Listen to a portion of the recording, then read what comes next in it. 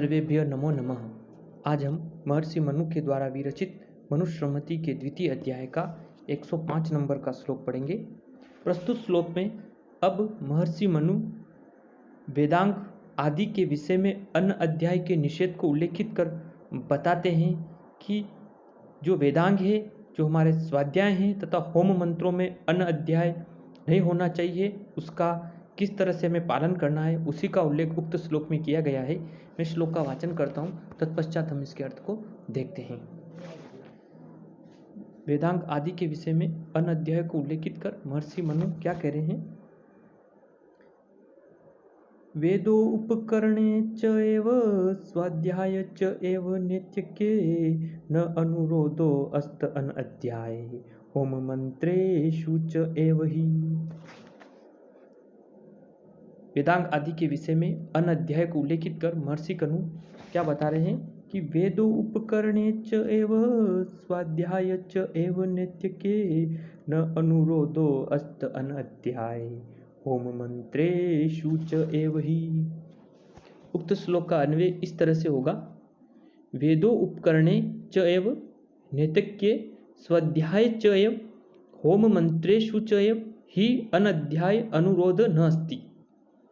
वेद उपकरणे च एव, वेदों के उपकरण यानी जो हमारे वेदांग है, शिक्षा, कल्प, व्याकरण, निरुक्त, छंद तथा ज्योतिष यानी जो 6 वेदांग, उनके संदर्भ में बता रहे हैं कि वेद उपकरणे च एव यानी वेदांगों में, और नैतिक्य स्वाध्याय च, और नित्य किए जाने वाले जो स्वाध्याय हैं, यानी नित्य हम जो भी देव पूजन, गायत्री मंत्र का जप, तर्पण तथा पाठ की आवृत्ति आदि के संदर्भ में महर्षि मनु बता रहे हैं कि वेद उपकरण च एव यानी वेदों के जो उपकरण यानी जो हमारे 6 वेदांग है, शिक्षा, कल्प, व्याकरण, निरुक्त, छंद तथा ज्योतिष्य, तत्पश्चात नैतिक्य स्वाध्याय च एव तथा नित्य अनुष्ठान किए जाने वाले हमारे जो स्वाध्याय, तथा होम मंत्रेषु च एव तथा होम के मंत्रों में ही अन अध्याय अनुरोध न अस्ति यानी इनके में अन अध्याय का आग्रह नहीं होता, यानी इनमें अवकाश के नियम क्रियान्वित नहीं होते। कहने का तात्पर्य कि ये जो क्रियाएं हैं, जो वेदांग हैं,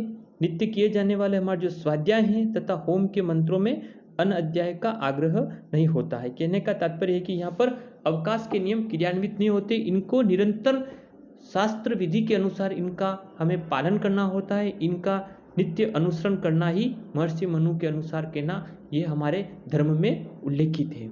एक बार पुनः अर्थ को देखिए, क्या करें महर्षि मनु कि वेद उपकरणे यानी वेदांगों में, और नैतिक्य स्वाध्याय और नित्य किए जाने वाले स्वाध्याय में, तथा होम मंत्रेषु च तथा होम के मंत्रों में अनध्याय अनुरोध न अस्ति यानी अनध्याय का आग्रह न होता है। यानी महर्षि मनु के कहने का तात्पर्य है कि अनध्याय को स्पष्ट कर ये कह रहे हैं कि शिक्षा, कल्प, व्याकरण, निरुक्त, छंद तथा ज्योतिष इन 6 वेदांगों के अध्ययन में, तथा नित्य अनुष्ठान यथा संध्या, देव पूजन, गायत्री जप, तर्पण तथा पाठ की आवृत्ति के विषय में, और ब्रह्म यज्ञ यानी अग्निहोत्र आदि होम मंत्रों के संदर्भ में अनध्याय नहीं होता है, अर्थात अवकाश के नियम इसमें क्रियान्वित नहीं होते हैं। इस तरह से महर्षि मनु ने वेदांगों के विषय में अन्य अध्याय के निषेध को उल्लेखित कर हमें बता रहे हैं। एक बार पुनः श्लोक का वाचन कर इसके अर्थ को पुनः देखते हैं। क्या कह रहे हैं महर्षि मनु? वेदोपकरण चैव स्वाध्याय च एव नित्यके न अनुरोधो अस्त अन अध्याय होम मंत्रेषु च एव ही।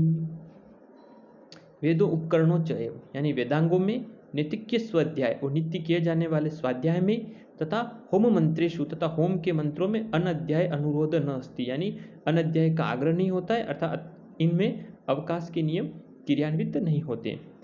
फिर भी महर्षि मनु ने चतुर्थ अंक में भी बताते हैं कि कहाँ का अवकाश किया जा सकता है। विशेष परिस्थितियों में महर्षि मनु बताते हैं कि अमावस्या, चतुर्दशी, अष्टमी तथा पूर्णिमा एवं भूकंप, उल्कापात, युद्ध, झंझावत, उपद्रव आदि विशेष परिस्थितियों में अन्य अध्याय का विस्तार पूर्वक कथन महर्षि मनु ने मनुस्मृति के चतुर्थ अध्याय में उल्लेखित किया है। वहाँ पर इस संदर्भ को हम देख सकते हैं, वहाँ भी उसका उल्लेख किया गया है।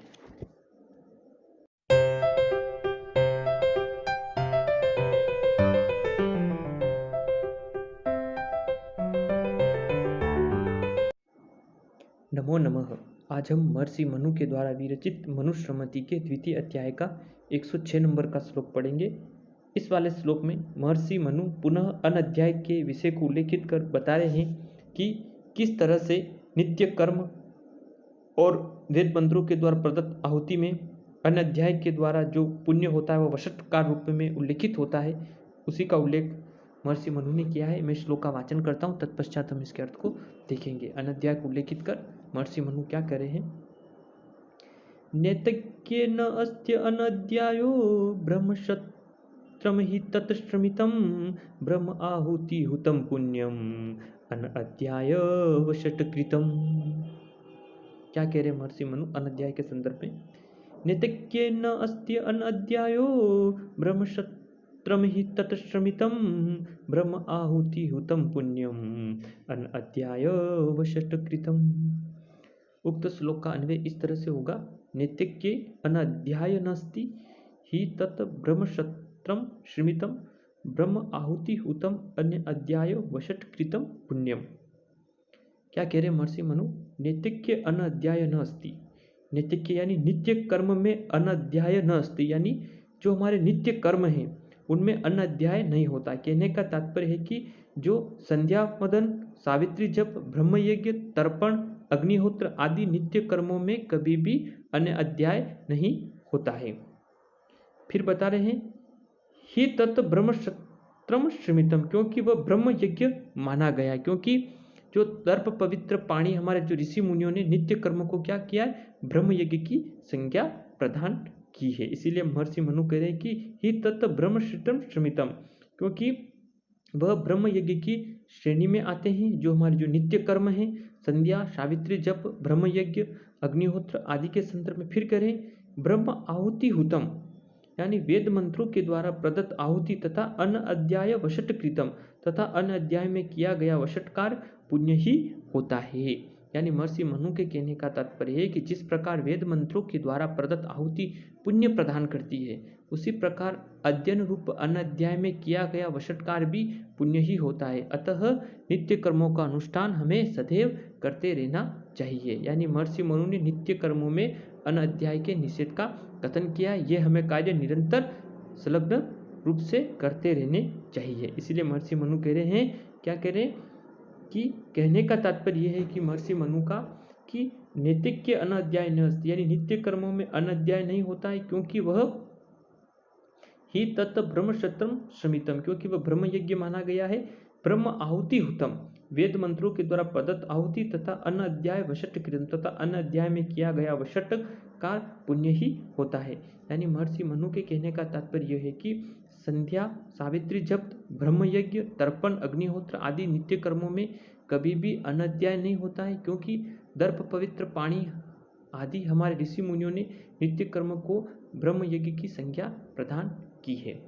जिस प्रकार वेद मंत्रों के द्वारा प्रदत्त आहुति पुण्य प्रदान करती है, उसी प्रकार अध्ययन रूप अनध्याय में किया गया वशटकार भी क्या होता है? पुण्य की फल प्राप्ति में संलग्न होता है। अतः नित्य कर्मों का अनुष्ठान हमें सदैव करते रहना चाहिए।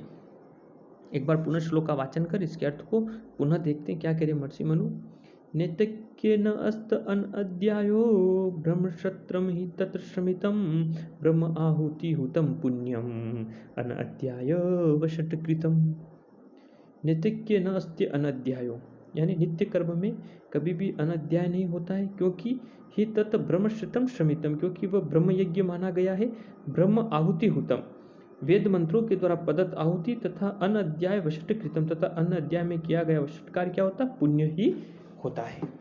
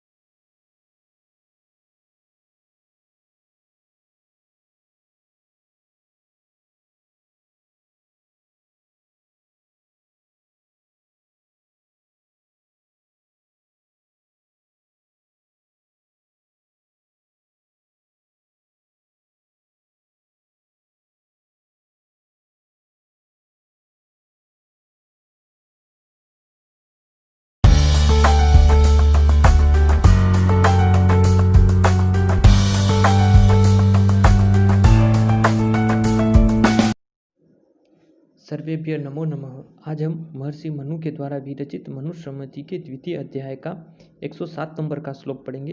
प्रस्तुत श्लोक में महर्षि मनु स्वाध्याय के फल को उल्लेखित कर बता रहे हैं कि जो स्वाध्याय का अगर व्यक्ति पूर्णतया अगर पालन करता है तो किस तरह से व्यक्ति उच्चतम फलों को प्राप्त करता है।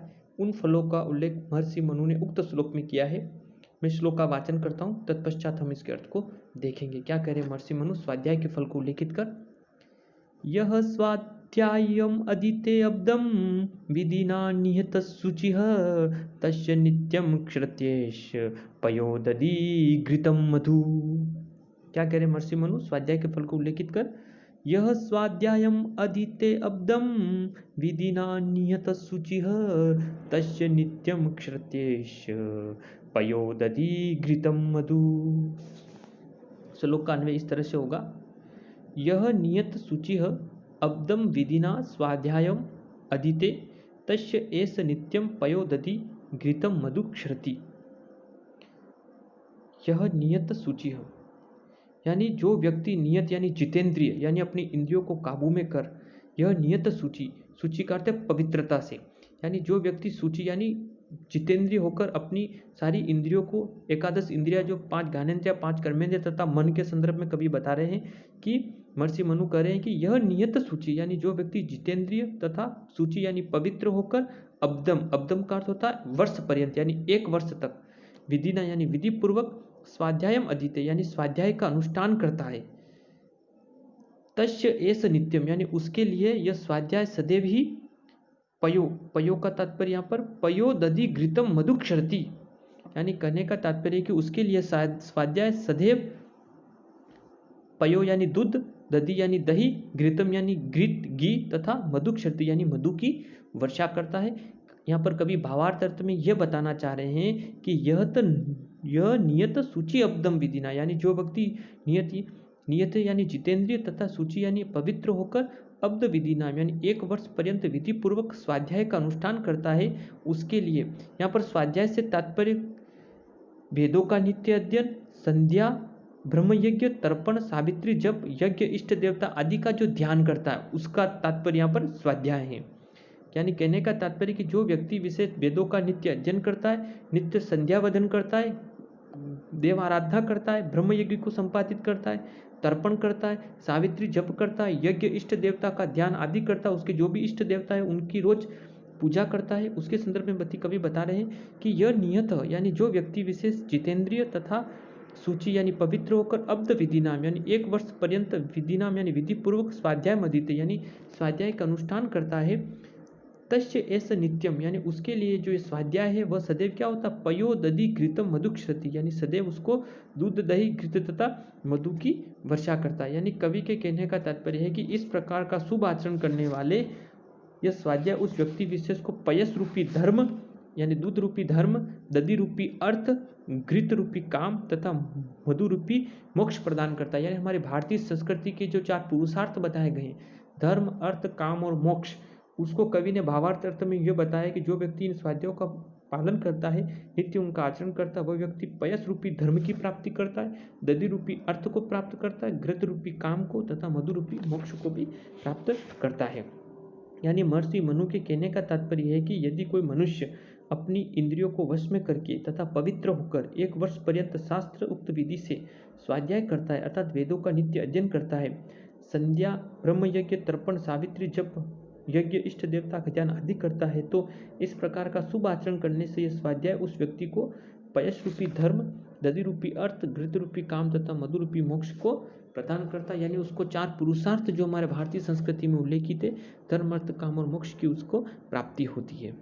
यानी यहाँ पर उक्त श्लोक में यह स्वाध्याय का तात्पर्य वेद अध्ययन, सावित्री जप, तर्पण, अग्निहोत्र तथा उपासना आदि से लेना चाहिए। एक बार पुनः श्लोक का वाचन कर इसके अर्थ को पुनः देखते। परीक्षा उपयोगी श्लोक है, परीक्षा में पूछा भी जाता है। क्या कह रहे महर्षि मनु, यह स्वाध्यायम अधीते अब्दम विधिना नियत शुचिः तस्य नित्यम क्षरतेष पयोदधि घृतम मधु। यह नियत सूची है यानी जो व्यक्ति नियत यानी जितेंद्रिय तथा सूची यानी पवित्र होकर अब्द विधि नाम, यानी 1 वर्ष पर्यंत विधि पूर्वक स्वाध्यायम अधीते, यानी स्वाध्याय का अनुष्ठान करता है। तस्य एष नित्यम, यानी उसके लिए स्वाध्याय सदैव ही पयो यानी दूध, दधि यानी दही, घृतम यानी घी तथा मधु की वर्षा करता है। इस तरह से महर्षि मनु उक्त श्लोक में स्वाध्याय के फल को उल्लेखित करते हैं।